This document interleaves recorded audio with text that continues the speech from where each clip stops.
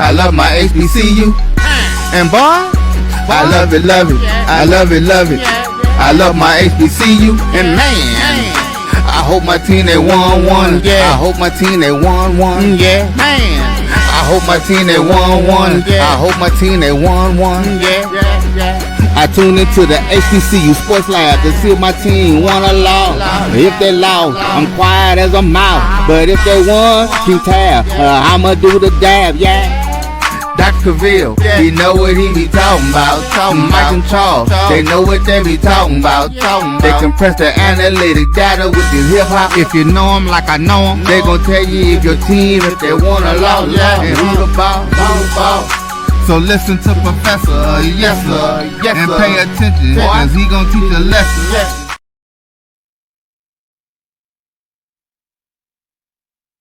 This is Dr. Cavil inside the HBCU Sports Lab. As you see, I'm on the road. I'm in Austin.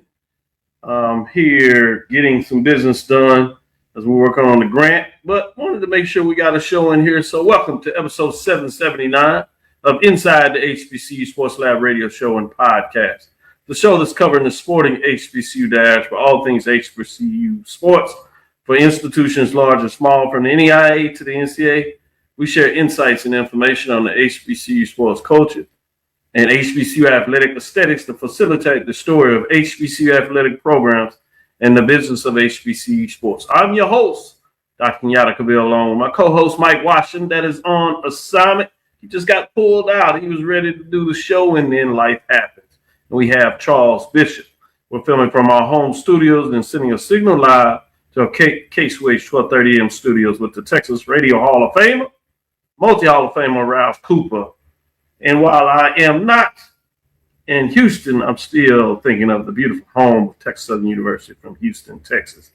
With that being said, let's bring on everybody because we have AD, Drew, and we also have Wilton Jackson II giving me some love today to make sure we can get your show in here. Let me make sure I get a good shot here. Like that. If I can look right. With that being said, Charles, let's just jump into it. What's on your mind for today? Well, before we jump into it, we have to say happy birthday. We can't jump right into Point it. of special privilege. Happy birthday, Dr. Point of privilege. I appreciate that. You acknowledging the birthday, boy. I sure appreciate it. And shout out to all those on the various platforms that have sent me birthday congratulations. It's the double nickel, man.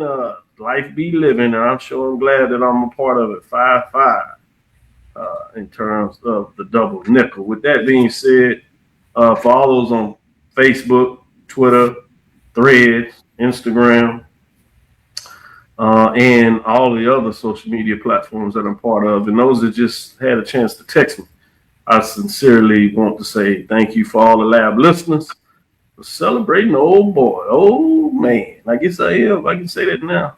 Starting to look into that elder stage. The hair that went there for a minute, but hey, at least in terms of the colors, some other folks say they wish they had it. I'll be blessed with that being said. So thank you for starting us off and acknowledging that. With that being said, let's jump back in terms of what we do sport. What's your thoughts in terms of the HBCU landscape right now, Charles? No doubt about it. Although we're in the midst of basketball, baseball is right upon us. So SWAC came out with their baseball preseason poll. So let me run through it real quick. I know Dr. Ville start at the bottom and work up. So Valley predicted coming in at 12. Brian Fulford. Valley starts us off at 12. Alcorn at 11. Alabama A&M at 10. Prairie View at 9. Texas Southern at 8. Southern predicted to finish 7th in the SWAC race. Arkansas Pine Bluff predicted to finish 6th. Jackson State comes in at 5. Grambling at 4. Alabama State at 3. And guess what? The Florida schools. Florida A&M 2. Bethune-Cookman 1. Both of the Florida schools, Bethune-Cookman and Florida A&M, they're loaded coming back. So it has squarely shifted to the east in the old paradigm. Obviously, it's just used to be one division now. But what was the East are well represented at the top of the conference. West has all three, top three. Have some work to do. Top 3, as you said, AD Drew. Fascinating. while we love our basketball, there's something about baseball that gets us excited. And it's nice for the SWAC that you really can go through a full academic year. And when you talk about starting with football for your fall sport, then getting into the winter with basketball in the March Madness, and then you have spring. And when you're talking about team sports, baseball, obviously, you have the women's sports mixed in there with softball, volleyball, track and field, both fall in terms of outdoor, and then fall in terms of indoor, and then fall outdoor. When you look at that combination, cross country is mixed in there as well. So, yeah, fascinating in terms of that. The ping of the bats is about time to start. Old dirt out there in the ball and glove. We shall see who's going to push through, who will be crowned regular season champ, as well as the tournament champ. It's fascinating to see what that looks like. That tournament over the last 5 years hasn't let anybody down. I think it might go further back than that. But last couple of years, boy, it's been exciting for various reasons. With A.D. Drew getting some of the best pitches that many will say is on record. But with that being said, let me go to you, A.D. Drew. Yeah, I hate to bring it up from that perspective. I didn't bring it up. I just said you had good pitches. I didn't say what they were. But I know what those are pictures of, Dr. Cavil. and you just took my joy and rubbed it in my face just right there. And Edwin, St. Louis Cardinals, baby. St. Louis Cardinals. I decided to wear my shirt. Ironically, I didn't know we was talking about baseball because pitchers and catchers are about to report everybody on the big league level. We're here. And the World Baseball Classic, I'm kind of excited for it. It's the best thing that we get since they don't really play it in the Olympics. So, But speaking of baseball, all you guys up there on those D1 levels, waiting on baseball to start. But we've already started on the D2 level and the NAIA level, y'all. And this particular weekend, the Ron Washington Classic took place in New Orleans, Louisiana at Wesley Barrels Stadium there. It's a major league facility. Matter of fact, used to be home of the SWAC baseball tournament there for a little while there in New Orleans, pre-COVID. The participants, Lane, Morehouse, and Miles from the SIAC, Suno and Russ from the HBCU AC, and Xavier out of the Red River Athletic Conference. The D2s matched up with NAIAs over the 3 days, where Morehouse, Lane, Miles, and Suno each went 2-1 over the weekend. Russ picked up 1 win, and Xavier, though they were playing in their hometown, was not able to garner a victory in the Ron Washington Classic. And I will say this, fellas, there was 1, 2, 3 walk-offs in the game of the nine games. Wow.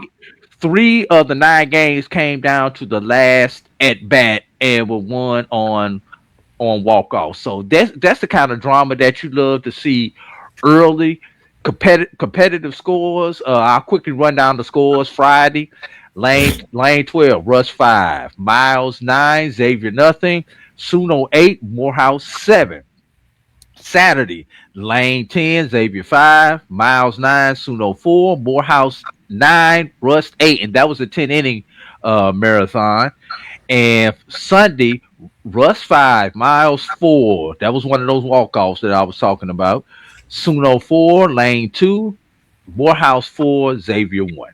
So just great to be there. Great weather. A lot of teams did not get started the first weekend that they were able to play because of the bad weather that we had the last weekend of January into the first weekend of February. So this was the opening weekend for a lot of those teams. Great stuff. Wilton, what's on your mind? So, Doc, I'm gonna continue with the baseball. Man, I saw one of those pictures out you did for your birthday, I think. I like it. I'll never kiss it, bro. You weren't gonna let me make it. He weren't gonna. I knew you weren't gonna let me make it. I already knew it. Was it shimmy? Did you do a shimmy? I didn't even get down like that. I can't hear, so that's why I ain't doing it. You do it. I was just like, man, I wish I had that kind of I guess maybe you got to take them back 15, 20 years. Nah, you can do it. You can still do it. No, I'm good. I don't need all that. I can't. That's too much energy, man. Give me a nice smoke, a nice little something to sip on, sit back. Yeah, I'm good. I let y'all do the other night stuff. I just whisper in y'all background and look and be like, man, he's going out. He's nice. I'm good. That's all I need. I mean, I left. I mean, and sometimes you gotta pass the torch. You be like, all right, I left it in good hands. That's what I'm talking about. You definitely left it in good hands. I had I know, man, shoot, Gator, all that kind of stuff. Slim, oh man, whatever the dress of the day was, your boy was half stepping. Now you don't get it twisted. Just you move on at times. You be like, all right, do it a different way. Nah, I got you for sure. So I'm gonna continue with the trend with baseball, like AD and Charles did. So there's an HBCU Power Series. It's a baseball tournament that's coming to the Pearl, Mississippi area, Jackson, Mississippi area, and it starts on Friday with games, but it really starts with teams coming in on Thursday. So we won't see the top 2 teams in this tournament, but we will see some good quality HBCU teams playing in it. So the schools playing in it will be Texas Southern, Prairie View, Alabama A&M, Grambling State, of course, Jackson State, and Alcorn. So, again, it'll start on Thursday with a non-game pre-event day focused on team workouts, arrivals, media moments, and pageantry. And then from there, the games will start on Friday. The first game will be at 11. Well, actually, the times for each day, Friday, Saturday, and Sunday, the times will be 11 a.m., 2:30, and 6 p.m. First game of the day on Friday is Texas Southern versus Alabama A&M, followed by Alcorn versus Grambling, and then Prairie View versus Jackson State. Then we kick off Saturday with Grambling versus Texas Southern, Prairie View versus Alcorn, and then Alabama A&M versus Jackson State. And then we cap the tournament on Sunday with a contest between Texas Southern versus Prairie View, Alabama A&M versus Grambling, and Jackson State versus Alcorn. Big time, big time. What's up, AD? Good stuff. You know what sucks about HBCU baseball is the fact that primarily we only have 2 conferences that really play as a conference, that being the SWAC and the SIAC. So when you get these early season matchups, sometimes you get conference foes playing conference foes and non-conference games, where in other sports such as football and basketball, we could have some MEAC SWAC crossover or some CIAA SIAC crossover, or mix in a little bit of HBCU AC. And I hate this because we're going to see the same thing next week down there in Houston. We're going to see the same thing in the Andre Dawson, where we wind up seeing SWAC teams playing SWAC teams in games that really don't count. But that's all we got, unfortunately, at the Division I level. And it's a shame the MEAC teams the NEC teams, the former MEAC teams, the 4 teams that are out there. It would be nice to see them come south for the rest of the winter and get some games in against these MEAC. I'm sorry, I just went off on a tangent, man. I'm sorry. No, I think you make an excellent point. You also had the fact of the 3 quote unquote independents at the Division I level. Only one of those plays baseball, so you don't even have that option very much in there. So you're absolutely right. That it is conference on conference in these versus matchups. You get a little bit more love at the D2 level because you have some HBCU AC, NAIA versus NCAA Division II. You do at least get a little bit of that mix, but you're right. You don't get CIAA versus SIAC because CIAA has a couple of teams that play baseball, but it doesn't sponsor it as a conference, similar to the MEAC with 4 teams that play in the NSC, but the MEAC doesn't sponsor as a conference. So great observation. Before we take our first break, I did want to share some love. You all know my thing about the NFL. We're at odds, but I'm not blind. Shout out Rock Nation as it's had 6 straight years of growth. As they took it over in 7 years, they had the 1 dip in 2021, but since that dip, they've had 6 consecutive years of growth, including this year with Bad Bunny. They shocked the world to some folks and had some folks in a tizzy, which was just hilarious to me. And as Charles alluded to, it brought a smile and chuckle to his face as it did mine. So we were chuckling together. We'll take that. 135.4 improvement over last year. Kendrick Lamar had 133.5 million. And I bring that up because really what was driving my attention was the fact that you had some officials that have HBCU connections. So I wanted to acknowledge that. While I didn't watch the game, I did want to acknowledge those HBCU connects because we're everywhere in terms of what we got it done. At Super Bowl 30, HBCU had the back judge, Greg Steve of Howard University, line judge, Julian Mapp, Grambling State University, and umpire Roy Ellison, Savannah State University. And with that being the case, you also had an alpha man. So, you know, I got to shut that up. Which was Brother Sean Smith, which was the lead in terms of the official representing Alpha Phi Alpha and that connection. So I wanted to share a little love in a different way that we don't always figure, but it's amazing to me how Greek organizations in various ways, HBCUs more importantly, find a way to be global and overall in the diaspora. So I wanted to share that. Do you want to add something, Charles? Well, yeah, I wanted to add the late, great Eddie Kelly, who's over the SWAC officials, always has a huge camp here in the Houston area. And Roy and Julian, who were part of that Super Bowl, they've been part of that camp before. So, a lot of times we pan officials, whether it's SWAC or MEAC or whatever the case might be. But these guys are trained, they're trained up, and there is a ladder of success to getting to the NFL. So I just wanted to throw that out there. And, you know, I know a lot of folks are connected to their chapter. So, you know, regardless of the organization, if you don't recognize the chapters, sometimes they feel kind of way, Wilton. I know you've seen that for an AD Drew. Oh, absolutely. You decided not to go in those paths, but you've been around enough of them as friends that you understand that they feel them chapters become pretty important. So I did want to recognize the chapter of Brother Sean Smith, which he was initiated at Zeta Beta in 93 and is part of the Gamma Lambda chapter currently. So with that, we'll take our first break and let some of those go back and look in a book that don't remember chapters. Y'all can figure out where those things are. But with that being said, we can take our first break. That's your homework assignment. We'll be right back after this first break.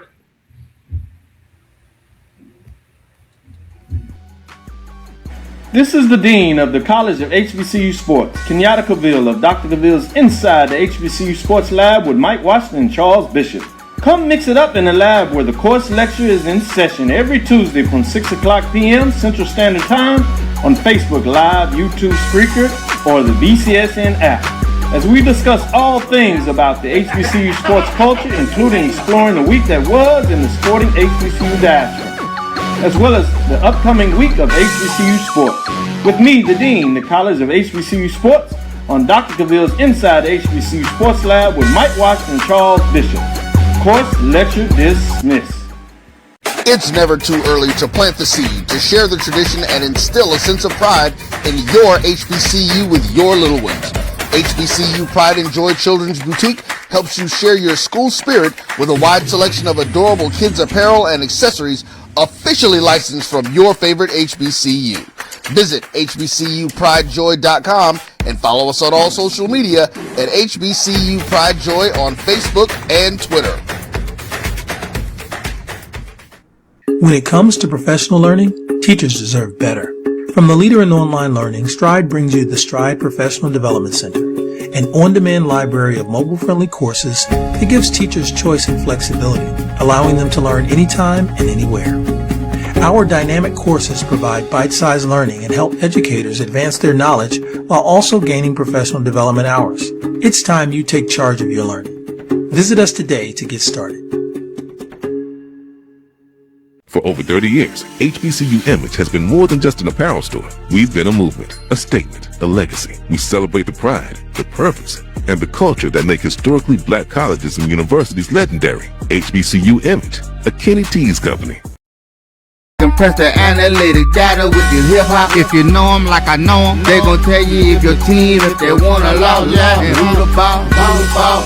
So listen to Professor, yes sir, and pay attention, cause he gon' teach a lesson. This is Dr. Bill inside the HBCU Sports Lab with Charles Bishop, Wilton Jackson II, and A.D. Drew as we break it down. Let's bring into the women's mid-major division for week number 6. As we get going, we'll jump into it in terms of no team dropping out. So it looks like those are kind of getting steady. Sometimes we have one team dropping out, a little different. You know that the major division on the men was wild last week, but maybe it's stabilized. We'll see. Mid-major don't seem to have that problem, but let's look at those that are in the mix in terms of the next 5, as Drew often likes to say, in terms of those receiving votes. When we look at those teams, we do have a little changes here, but they glob it up. You see quite a few NIA programs. We do have a CIAA program down there, as well as the SIAC. Paul Quinn Lady Tigers at 13-5, 8-1. When we took this snapshot on Sunday. Oakwood Lady Ambassadors 13-6, 9-1 with 26 votes. Wiley Lady Wildcats at 12-5, 7-2 with 20 votes. Virginia State Lady Trojans 14-5, 7-3 with 18 votes. Lane Dragons at 13-4, 12-4 with 16 points, I should say. I know I said votes, but 16 points. That's your bottom 5. With that, let's get into the top 5. Those that are really recognized in terms of getting it done. In week number 6 for the mid-major division for the women's, let's go with number 5. When we look at number 5, you have in the mix Fayetteville State, the Lady Broncos. If you would, 15-3, 9-2, 36 points. They were 4, so they did slide back a little bit in the mix. With that, let's go to number 4 as we move forward. At number 4, mixing into what we have going on is none other than Miles Lady Bears, sitting at 18-4, 16-3, 42 points. They were ranked 5, so they moved up a spot this week. Kind of trade positions with Fayetteville State, if you would. Looking at number 3 as we continue to climb the ladder. At number 3, we have Edward Waters, the Lady Tigers. Both the last 2 out of the SIAC. Fayetteville State Broncos, as you know, are out of the CIAA. But the Lady Tigers sit at 19-4, 17-3. They gained the first place vote, 56 points. They remain in that 3 line, however, as they are steady in terms of what they're doing this season, trying to get to that 20 and win. It's something when you see that 20 in terms of what you did for a season, regardless if you can get it done with a regular season or tournament champion, you know that you played some good basketball that season. But let's see what that looks at number 2. Speaking of 20 wins, you have Winston-Salem State, Lady Rams at 19-2, right at that threshold as well, 10-1. 3 first place votes with 64 points, remaining in the 2 spot. They were chugging along at number 1 and had that hiccup against Fayetteville State. They did get some payback, but it wasn't enough to push them to number 1. So let's say and see who's number 1. At number 1, you have those Langston Lady Lions. Speaking of 20 wins, they're the only one still with 20 wins thus far. In terms of the regular season, they sit at 21-2, 15-2 with 5 first place votes. In a lot of ways, just edging out the Lady Rams at Winston-Salem State. 66 points, number 1. I know some of y'all have a little challenge, at least last week, had some concern, but they keep winning. We'll see if they can continue to do that or what you all see in terms of the Division 2 programs maybe having a little more weight. We'll see if that turns at the end of the season, or will Langston Lady Lions continue to be rewarded, at least in the full rankings here, in terms of what they've done on the season. I love, as you get to the end, I'll add this last point, is those division championships or regular season championships and the tournament championships really weigh heavy at the end, regardless of what you've done win-wise, because you're all looking at top programs. With that being said, I'm going to start with Wilton Jackson in a second. As I teased him earlier, on this serious tip, he does poll rankings as well, recognizes and provides that for HBCU game day when Phil and Liz, Holly on there doing their thing, and he does some great work. I'm going to let him shine a little bit with the HBCU Sports Lab and tell me what he thinks of this poll as compared to what he delivers. How far am I off, Wilton? So with the Division II on the ladies' side, I don't really see it being far off at all, Dr. Cavil. I like where you have Langston at number one. My man, I told you, boy, sharp. Not granted, this is Division II poll, so I might change the bit on Division I. But Division II, you on it. Slow your roll. No, you on it for sure. No, Langston is obviously one of the most probably the elite team in the Division II side of things. The way they're able to put pressure on the ball, get rebounds. I mean, you talk about key players that they have in Janiyah Tucker, Ariana Hunter, Alyssa Palmer. Like, they are really pretty much driving this Langston team that continues to win. Again, when you continue to win like this, it's one of those situations where, like, can you continue to stay hot throughout the remainder of the month of February before you get into your conference tournament? So, I mean, when you start thinking of teams like Langston and Winston-Salem State still, amongst the top teams looking for now that 20th win, like, can you continue to do it? And so when you think about what they've been able to do, Langston is doing it. Winston-Salem has bounced back. Edward Waters, I think that's the team that I've been a little bit more shocked by as they continue to win and find ways to do it.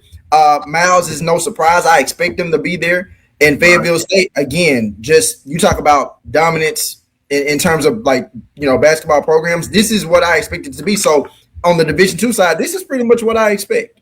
I agree with you. You broke it down in terms of the expectation of teams and teams meeting that expectation.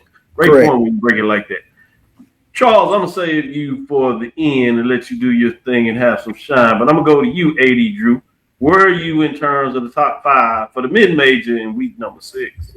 I'm trying to figure out why Wilton is surprised about Edward Waters. I mean, you act like Eric Jackson did not do the same thing at the NAIA level, and 2 years in, he's found his formula and adjusted for the NC2A level. So I'm gonna go with this for Wilton. I'm gonna give him a little support here. I'm not sure he thought it would happen this fast. I think it's understand what it is. But to your point, you got to say that next time. To your point, AD Drew, I do say that there was a record there, and those good ones that don't seem to take that long. But go ahead, Drew. Yeah. What's interesting about this top 5, Dr. Cavil? And first of all, for the record, I really don't have a problem with the top 5. Anyway, yes. I think you probably have it right. Baby, it's the birthday boy. I can't spoil your birthday like that, Dr. Cavil. But when you actually take a look at these teams, you've got a team like Miles, who's pretty much getting it done on the offensive end. They just gonna run you out the doggone gym. Mm-hmm. You've got teams like Winston-Salem and Edward Waters who will punch you to death. I mean, Winston-Salem, 5 of their last 10 games, they've given up less than 50 points. And as good as that sound, Edward Waters has given up 50 points or less in 7 of their last 10 games. And Langston and Fayetteville, there really isn't. They just beat you. They beat you in a slow, grinded out game, or they'll beat you 89-80. It just, they have the Camellia type teams. They can beat you with any point style. So this makes a good styles make fight as we try to get ready for the various conference tournaments. It's gonna be really interesting when you look at the 2 SIAC teams and should they be in the championship, and how the styles is going to make fights. You got an offensive team in Miles with a defensive team with Edward Waters, and then you've got in the CIAA, you've got a defensive team with Winston-Salem and a team that just plays ball with Fayetteville. So it's really going to be fun coming down the stretch. And let's hope these teams remain healthy and we see them at their best the last week of February and into the first week of March.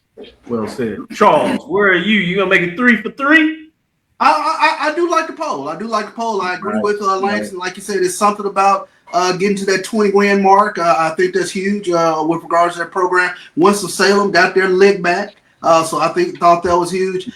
I'm going to be very curious watching Edward Waters down the stretch. Their last 4 games are on the road at Savannah State, at Benedict, at Miles, at Tuskegee. So those are going to be the last 2 concern me. The last 2 very much concern me, and actually the Benedict one concerns me too because Benedict just knocked off Miles. So that was I broke clock right twice a day, Charles. That's right, but they only got a 1-point win against Benedict back in January. So Styles make fights.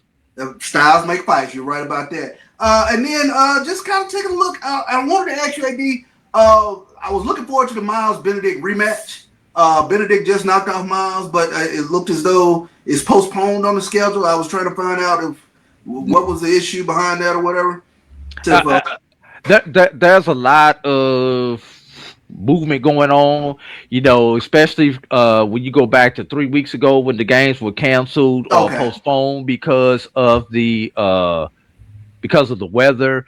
And there are certain situations, if the games do not matter in the standings, those games will not be made up.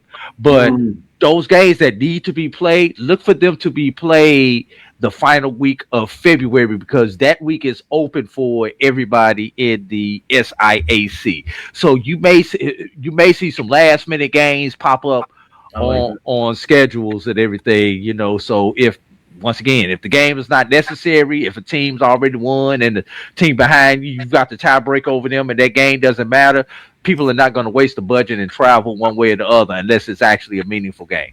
I got you. Great question. Yeah, and then just take a look at Fayetteville State. They dropped back to 5. Winston-Salem got their leg back, but they go to Claflin, one of their last 4 games right before we get to the CIAA tournament. I'm curious if Claflin can be the fly in the ointment against Fayetteville State, 5-1 in conference. Thus far, Winston-Salem trailing them by 1, 4-1. So if that game has some meaning to it down the stretch. Quick question for your guys. Does the CIAA champion come from the South, or can one of those North teams sneak in? Because you've got 3 good teams in the South, and if any one of them 3 teams in the South win, I would not be shocked. Can a state or union get in there?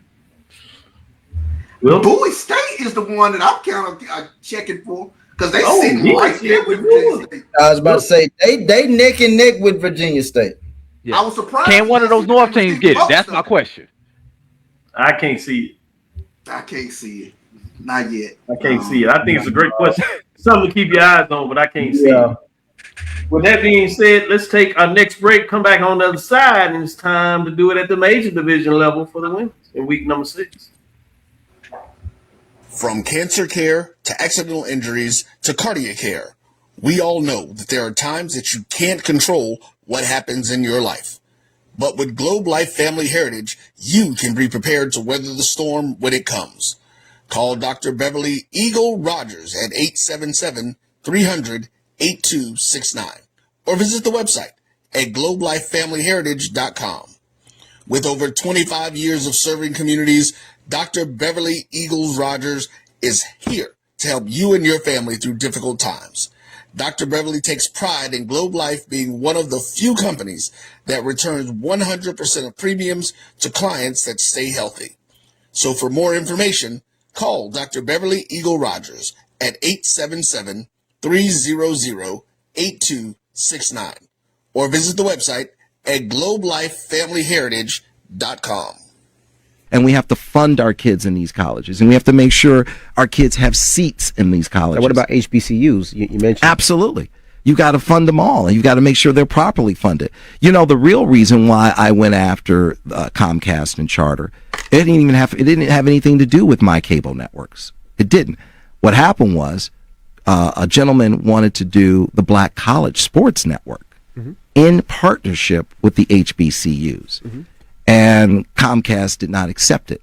And that would have made a lot of money for these black colleges. Absolutely. And it would have educated the Black College Sports Network. This is what he wanted to do. That would have educated a lot of black kids. And when they didn't do that, that's when I came off the bench and said, okay, I'm going to light you up like a Christmas tree. Mm-hmm. Okay. That was the real reason why I got into it, was when I saw what happened with the Black College Sports Network, which I don't own. I just knew. Why didn't you buy it? I just knew. I just knew that these black. I like that talk. All right. I knew that these black colleges were going to benefit, and these black kids were going to get the education that they deserved and not have to pay. There's a shot. To right. It could be. Right field. Grand slam. What a shot. That's how you get hot, young fella. Thank you guys for what you do for HBCU athletics. This is a fantastic avenue for all of us. This is our ESPN, so we love what you guys do, and all you guys at BCSN. We really appreciate what it is that you guys do for us. Movement, a statement, a legacy. We celebrate the pride, the purpose, and the culture that make historically black colleges and universities legendary. HBCU Image, a Kenny T's company. You're looking for the latest information on Southern University sports, the Southwestern Athletic Conference, and HBCU athletics. There's only one place to go. Tune in to the Carlos Brown Show, exclusively on the Black College Sports Network. Compress the analytic data with your hip hop. If you know them like I know them, they gon' tell you if your team, if they wanna lose, and who the ball. So listen to Professor, yes sir, and pay attention, cause he gon' teach a lesson. We are back on Dr. Cavil's Inside the HBCU Sports Lab. Doc stepped away for a moment, but that's not gonna stop us. We gonna let the inmates run the asylum right now, Dr. Cavil. So let's go ahead and let's get into the major polls. Dropping out. Looks like the Southern Jaguars dropped out of the polls. Receiving votes. Got the Alabama State Hornets coming in at 7-4, 31 points. Let me start at the bottom. I forgot Dr. Cavil's rule. Florida A&M Rattlers, 4-5, 16 points. UAPB Golden Lions, 6-5 with 19 points. Southern Jaguars, 7-4 with 30 points. Alabama State, 7-4.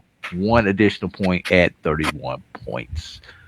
Coming in at number 5, the Spartans of Norfolk State, 11-12, 6-2 in conference. Coming in at number 4, the Braves of Alcorn State, 12-10, 9-2 in the conference. Coming in at number 3, Bison of Howard University, 17-7 overall, 7-1 in the Mid-Eastern Athletic Conference, 64 points. Coming in at number 2, the Hawks of Maryland Eastern Shore, 14-11, 7-1. Started off hot, dropped one, but they continue to impress everybody. And our number 1 team, once again, the Alabama A&M Bulldogs, 14-9, 10-1 in conference, everybody. And correct me if I'm wrong, that's 10 consecutive in conference after the opening season conference loss to Valley. Yep. Valley. Yeah, Valley. Valley. I just want to make sure, you know, that's a sore subject for me. 7 years, so it's hard to come out my mouth. So, Charles, we're gonna start off with you this time. Top 5. Doc stepped away, so we can talk about him if we need to. How do you like his poll? I think the poll is correct, especially when you start taking a look at Alabama A&M. They won 2 in a row, come back in at number 1. I think this next stretch of games, I think for Alabama A&M, be careful with UAPB. They're a very dangerous team. Of course, they got Valley coming into Huntsville, but then the 2 road games at Florida A&M and at Bethune-Cookman. So it bears watching Alabama A&M over the next few games, because we just saw Southern stumble. They've lost now 3 in a row. I don't know what has happened with the Jaguars, but they've been in our poll all season up until this past week. And then very surprising, I mentioned UAPB. I thought Alcorn was going to have trouble with Valley or UAPB, and they got past Valley, and UAPB tripped them up. So that's a very dangerous team. But looking at the rest of it, Maryland, Eastern Shore, Howard, they're right there in the thick of things, of course, in the MEAC. And then Norfolk State, they slipped back in there. So I think the poll is accurate. Thank you, Wilton. So when I look at the poll, I think it's fairly accurate as well. And Charles kind of gave some good points about Alabama A&M, their schedule coming up. Just being nice. You see, you say fairly accurate. No. I mean, it's fairly accurate. I mean, you could maybe tweak some things here or there if you wanted to, but the schedule coming up for Alabama A&M is definitely going to be interesting with Arkansas, Pine Bluff, Valley, Alabama State, and Southern to going into the month of March. But I think also it bears looking at Alcorn's schedule too, because this weekend they also have FAMU. Jackson State is not where it wants to be, but they have Jackson State next, and then Texas Southern, a team that hasn't been playing well, of course, which has left my head scratching in some things. And then they have Arkansas Pine Bluff going into the first week of March. But I think that these essentially in the SWAC, it's really Alabama A&M's conference to lose at this point right now, because it could still change depending on some of these matchups. I think in the MEAC you have a Maryland Eastern Shore team that again that's pretty much neck and neck with Howard. Like I'm really interested to see if this is going to remain where Howard's going to stay amongst the top. Well, I know they're going to stay amongst the top, but like, are they going to actually win the MEAC, or is Maryland Eastern Shore going to essentially take that conference as we get closer to MEAC tournament play? Alcorn, we've seen them, to Charles's point, we've seen them look really, really great. Then we've seen them have some times where they stumble, but they find a way to win games. So I'm interested to see how they finish the rest of the season, specifically throughout these latter weeks in February. And then Norfolk State has found its way back in the top 5 as well. Dr. Cavil, we gonna actually let you comment on your own poll this time. Since you were late to class, I have taken over for this segment. We gonna ask you so. Dr. Cavil, that's pretty cool. Is Dr. Cavil's poll accurate, Dr. Cavil, or do you have some criticism of Dr. Cavil's poll? I have 2 words. Hell yeah. He right on point. I do have a follow-up. I'm interested in the dialogue that you're talking about in terms of what happened to Southern. Tough weekend. Do you think they'll really get a chance to bounce back, or did we put maybe a little bit too much weight on them, or they are what their record says they are at this point? Good question, because when you lose 3 in a row, I started wondering about some injuries. So that was the thing that kind of I'd have to dig into Southern a little bit in terms of what exactly is going on with them. But normally 2 of them at home, right? Yeah, 2 of them at home. But normally their calling card is defense. Yep. And they do enough offensively. So to see them on a little losing streak, that kind of threw me off. So it started making me think maybe there's an injury or 2 in there where they're a little shorthanded right now. I think if they could take advantage of these next couple games, though, I think they'll still pretty much be in the mix. Again, they got with Texas Southern on the 12th, Grambling on the 21st, March 3rd, Alabama State, another key matchup, and then March 5th against Alabama A&M again. I will say this about Southern is the fact that they lost to the top 3 teams in the conference. Mm-hmm. So, that we just kind of overlooked that and say they lost 3 in a row. That there was a reason why they lost 3 in a row. They had a tough stretch. Yeah.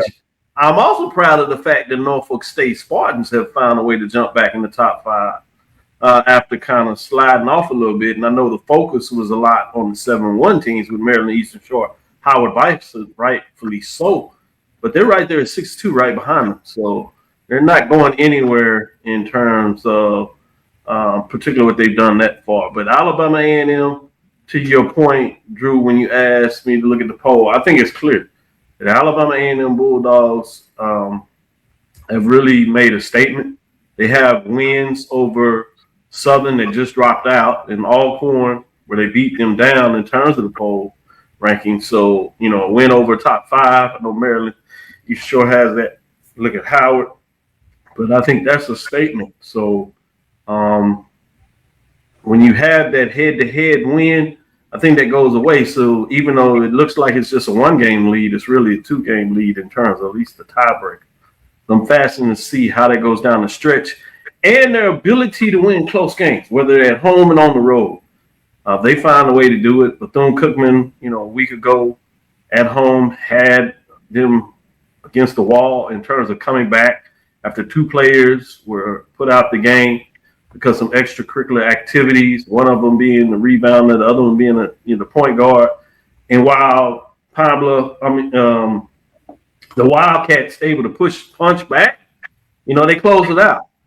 Down at Southern on the road, Alcorn, you get those tough victories. To me, that's a major statement when you're able to get those victories on the road in tough environments, teams that tend to find a way to get it done. So I'm excited about what the Bulldogs are doing and fascinated to see what they can do down the stretch.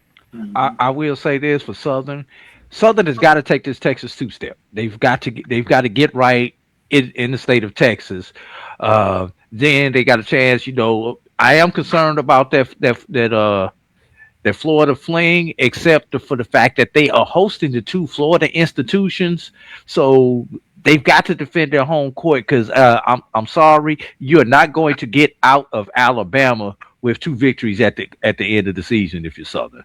One of those 2 Alabama teams are going to. I get you. They got to get Texas. They're going to get Prairie View. The question is can they get Texas Southern? Yep. Texas Southern needs a win too, though. That's what I'm saying. They're going to need. They're going to fight tooth and nail, and they're going to play hard. The thing they do have in their favor that Texas Southern is not playing really well right now. Yeah, they're so Jekyll it's still a talented team. So you're right. They got to find a way to get out of Texas with 2. Yes. And the question is going to be is the Texas Southern game. Yeah.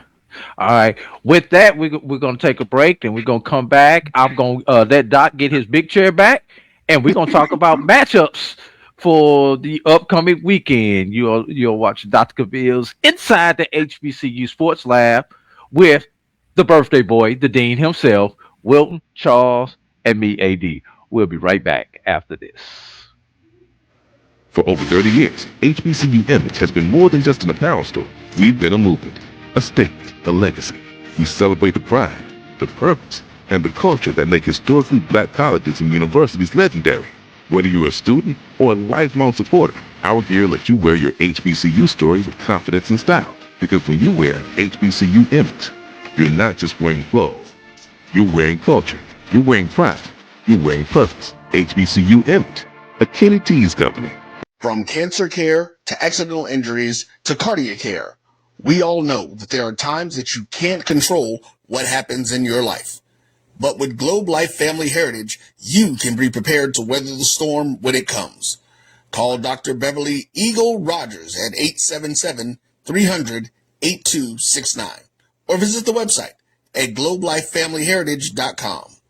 With over 25 years of serving communities, Dr. Beverly Eagles Rogers is here to help you and your family through difficult times. Dr. Beverly takes pride in Globe Life being one of the few companies that returns 100% of premiums to clients that stay healthy.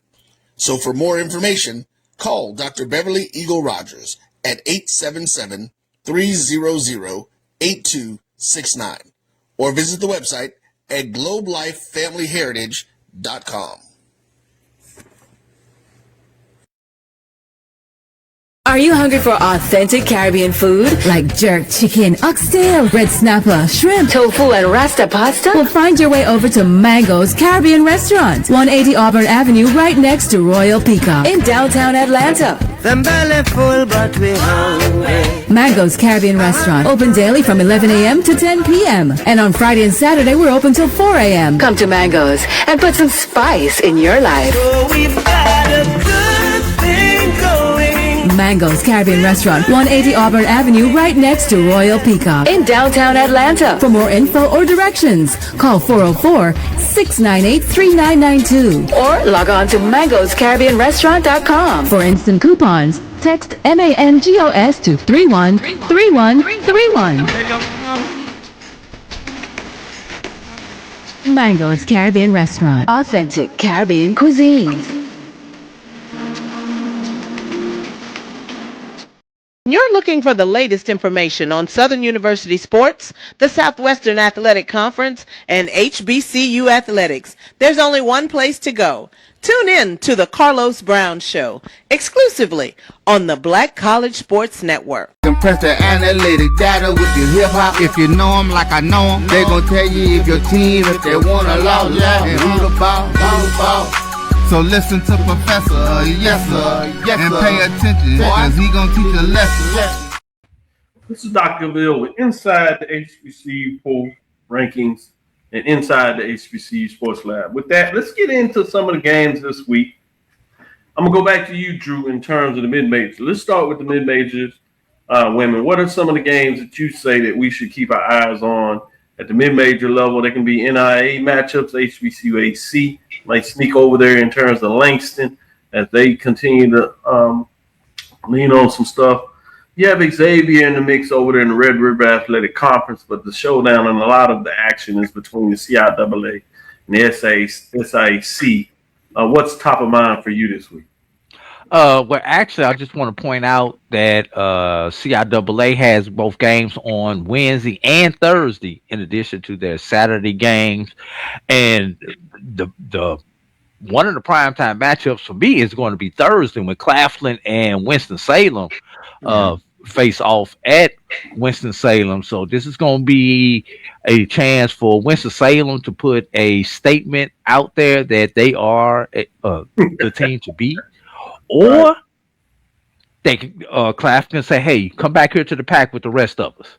So that's the one that out of all the games in the CIAA over the next 3 days, that's really the one that sticks out to me like a sore thumb. Langston, I mean, they play College of the Ozarks. I mean, who the hell are they? I don't know. That just put that out. Just put it out there for you guys. So in the SIAC, you got a couple interesting matchups. Primarily Saturday. Miles Tuskegee, Saturday. That's the game. That's the marquee matchup on the women's side in the SIAC this week. I mean, hands down, that is going to be the primary marquee matchup. Kind of spinning it forward and looking ahead. Let's look ahead to Monday though, because there are some Monday games in the SIAC. How about Edward Waters Benedict? Mm-hmm. We saw, like I said, we saw what Benedict did to Miles, the top team in the West. Can Benedict play with the top team in the East? That's gonna be another one that I want you guys to take a look at, and I am trying to pull up the HBCU AC conference schedule. If you give me just a as you're pulling that up, Charles, I want to go to you. Both of you and Wilton were shaking your head with those matchups. So I know you're in agreement with to keep your eyes on the matchups. Can you pick one of them and say why they excite you? Just Miles and Tuskegee fighting it out in the SIAC West. Those are that's the one that jumps out for me. When I saw that in the schedule, I immediately kind of honed in on that. So I think when you kind of take a look at the fact that they're such rivals and you got a rivalry game with something on the line, I'm looking forward to it. Wilson, in terms of going to the CIAA, what excites you about that Claflin Winston-Salem State, and then continue with your thoughts? Well, more so the fact that Winston-Salem State continues to win, and obviously getting that win this past weekend to get back on track. Now it's just a matter of now they're back on track. Can they continue to do it? And I think that's what I'm really interested to see with Winston-Salem State. But the game that Drew mentioned Monday, that Edward Waters and Benedict game, I think that's really intriguing to me because you're talking about an Edward Waters team where that defense drives everything. They also will have certain runs where they will go on strong runs in the game, and can that actually translate? For Edward Waters, will that translate against Benedict, a team that's been pretty hot? They typically win the turnover battle. Obviously, have a certain level of physicality. So I'm interested to see how that game turns out. Yeah. Good one. And you go ahead and go to the SWAC HBCU? because Okay. Nothing. the NAIA site is buffering right now. So I'll come Oh, back to the NAIA after we talk SWAC and they get MEAC. you every time. Let's go into the MEAC before we go into the SWAC. Let me give you those Thursday games. You have Howard, Delaware State, Norfolk Eastern Shore. I think that's the one that's obvious. Morgan State, North Carolina Central, Coppin State, South Carolina State. Are we all in agreement with the one to watch is Norfolk, Maryland, Eastern Shore?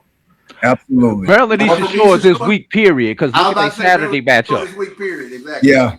I was going to go to Saturday. Let's jump to it since you bring it up. Saturday is Morgan State, South Carolina State, Delaware State, Norfolk State, Maryland Eastern Shore, Howard that you're talking about, and then Coppin State's Central. Starting with you, Charles, what are your thoughts on those two matchups? Why did they excite you beyond the obvious that they are big-time matches with the teams at the top of the comp? Yeah, I still want to see, and maybe this is the prove it to me with Maryland Eastern Shore. Let me see who you are after these two games, because these are the ones right here at the top. So now I will give you all your props after this weekend, but this is the prove it to me weekend in terms of Norfolk State coming to Maryland Eastern Shore and then going on the road to Howard. Wilton, is Maryland Eastern Shore still in the prove it stage for you, or do you just see them as good matchup?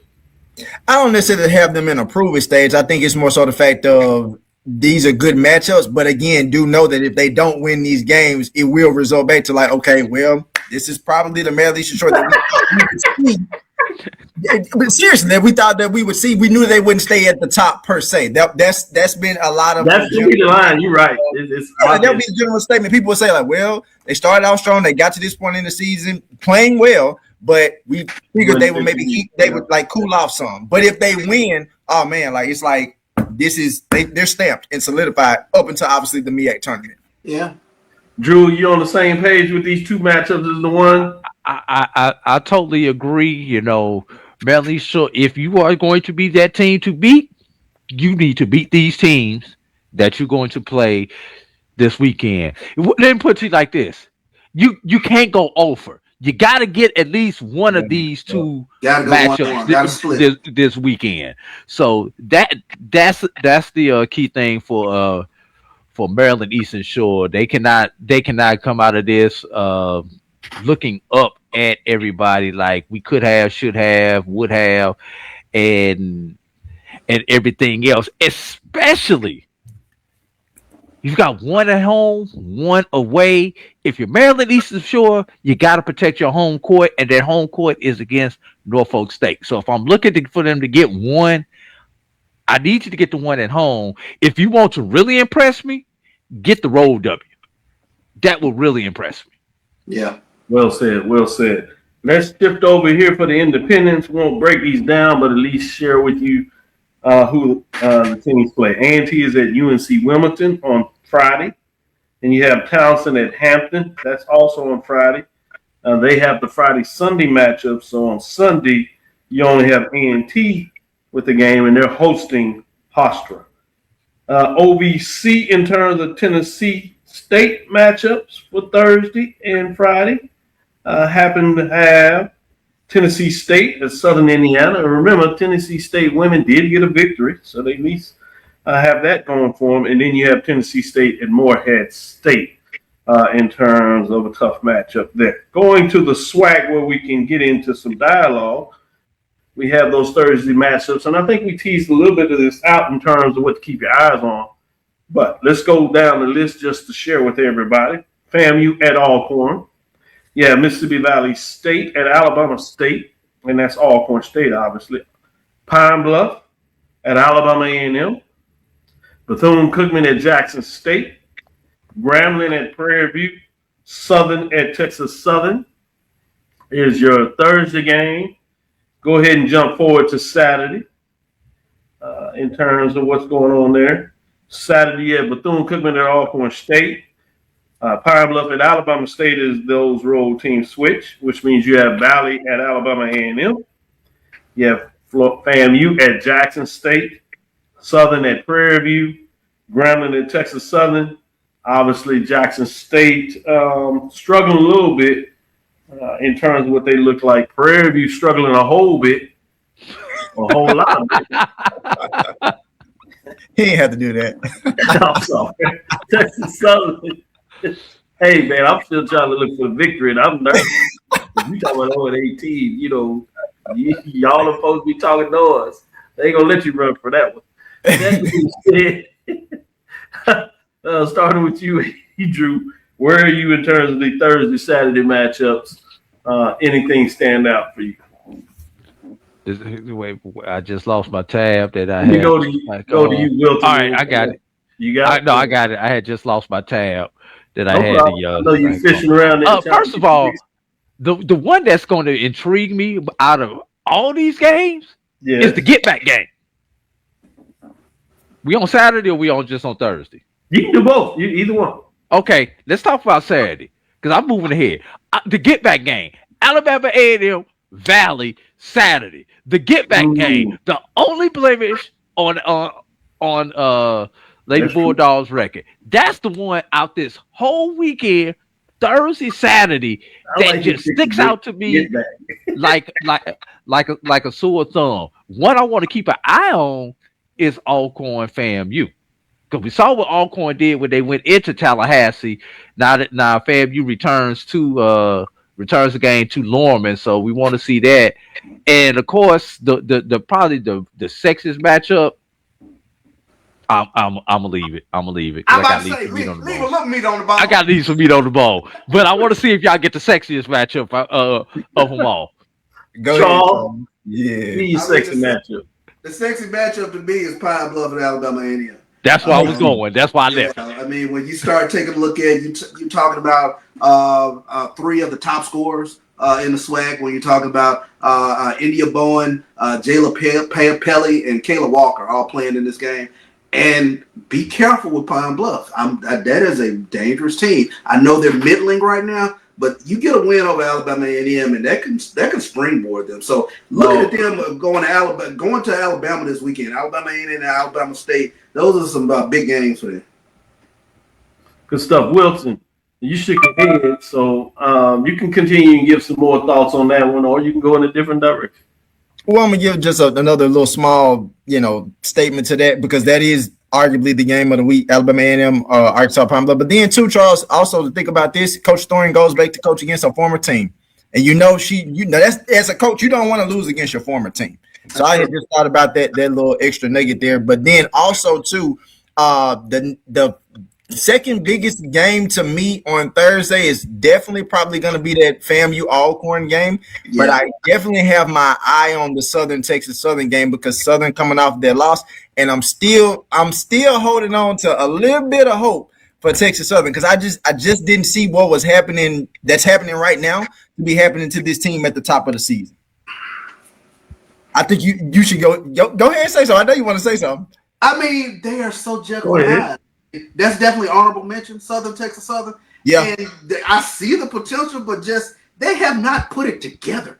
No. They really do have really good scores in Deja Holmes and Talia Longwood, but they just seemingly they haven't put it together. Very good point guard, but they just aren't cohesive at times. And it's a struggle sort of watching them at times, especially on the road. But they play a little different at home. So. That's true. The only other matchup I mentioned too is Arkansas Pine Bluff at Alabama State. We've seen an Alabama State team that had put together a string of wins as well. So getting a chance to see those two play against each other, I think that's one to watch on Saturday as well. Mm-hmm.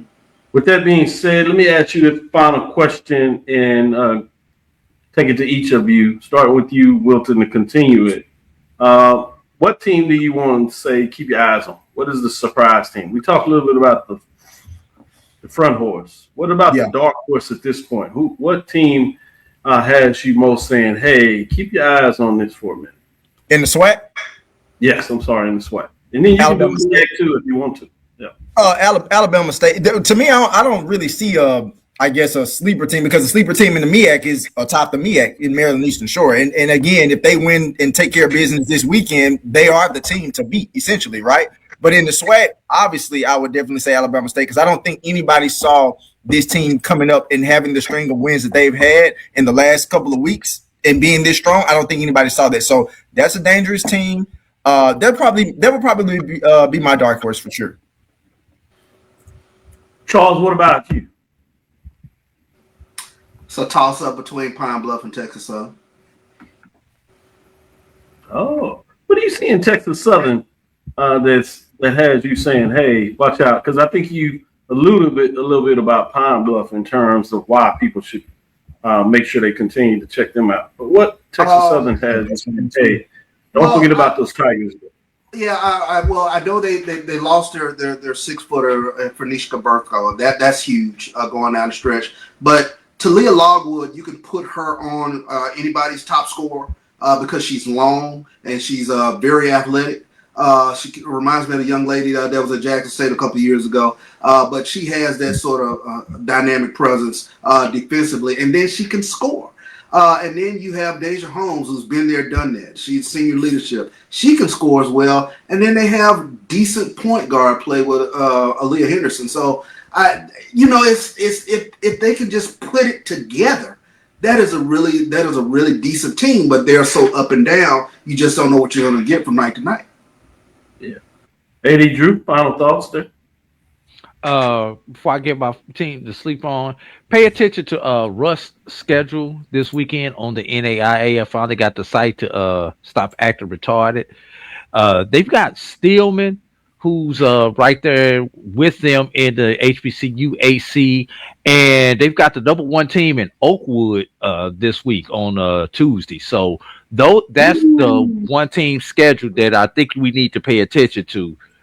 See what Russ does if they're able to move up in the standings this particular week. But I want to take my team to watch down to the SIAC. Clark Atlanta. I don't know what it is about this team. They just win. Hey, Tron is a dog. Yeah, they just win, and I think a lot of it has to do with the experience that they have on their team. I mean, they've got 2 freshmen and a sophomore. Everybody else is a junior or a senior who on their team, and everybody who plays is the top 8, all juniors and seniors. So that team just knows how to freaking win, and I've seen them live, and I'm like, how are they winning this game? But then you look up, they up by 15, they up by 18, like how? And their team, they get on runs, they do runs, they lock up for a minute. We call it ODO. They do offense, defense, offense better than a lot of teams. That's why I think they're going to be the sleeper team to watch on the lower level. Good call by all of you all in terms of breaking it down. And that will do it this Tuesday, February the 10th, 2026. The Dean's, HBCU Dean's birthday. I appreciate all the love throughout the show from the lab listeners, certainly from all 3 of you in terms of surprising me a little bit there in terms of pausing before I got going. That was nice. I appreciate that. Charles, Wilton, AD Drew, great work as always in terms of bringing the lab listeners a little different perspective. I'm going to have to find and talk a little business, if you would, between Thursday and next Tuesday, regardless who joins, to talk a little about the FCS level and how the announcement of North Dakota State leaving FCS, how will that transition in terms of FCS programs in general, but specifically, obviously, we want to know what that means for HBCUs in terms of the dynamic of FCS overall, viewerships. Does that help or hurt in terms of HBCU programs? Playoffs, even though that's secondary in a lot of ways. What does it do in terms of those particular matchups? So I'm intrigued to hear your thoughts. So ponder on that a little bit. I give you one. Go ahead. It gives somebody else a chance to win the doggone FCS championship. Yeah, that's what a lot of people are saying, that it may bring a little more interest. In fact, this last year, the FCS had their highest ratings in a while. certainly in championship game, but the last semifinals and quarterfinals. And some people attribute it to the fact that North Dakota State went out early in terms of playoffs, and a lot of people were not just waiting to the championship game and the de facto that they were going to be there and play for it, that there was a little more intrigued about who could navigate the space since they went out early. So to your point, AD Drew, it may be helpful, but I wanted you all to ponder that, obviously the lab, listeners to ponder that, and give you a chance to kind of look and dissect. And what do you think now of the changing landscape, FCS? Obviously, HBCU Sports had a good article in regards to talking a little bit about from a scheduling standpoint, what it meant in terms of what that looks like. Taking a deeper dive between CAA and OVC in terms of independence, their scheduling format. So I'm fascinated to see what that looks like. But with that being said, let's close it. Thank you for listening inside the HBCU Sports Lab. Make sure you share our podcast with your friends and colleagues. I am Dr. Kenyatta, Cavil, the Dean of HBCU Sports, coming from inside the lab in the College of HBCU Sports with Mike Washington, Charles Bishop. Again, you saw it broken down by A.D. Drew, Wilton Jackson II. Again, we want to thank you for listening to Dr. Bill's Inside the HBCU Sports Lab with Mike Washington, Charles Bishop, every Tuesday and Thursday. We'll be back on Thursday, 6 o'clock. We should be in the gym to bring you a show. So look for Charles. If he's on the call, we'll see about bringing him in part of the show. If not, certainly, we got to have his voice right here. We look forward to next Thursday as we discuss the latest news in the lab. Follow me, Dr. Kenyatta Cavil. That's DrKenyattacavil. Go ahead, Facebook and Instagram, Inside the HBCU Sports Lab on Facebook, Inside the HBCU Sports Lab on YouTube. Dream big. Continue to move forward. We will talk with you soon. That is Charles. Of course. Wilton. Lecture. AD. Man, go get you a drink. Happy birthday, Doc.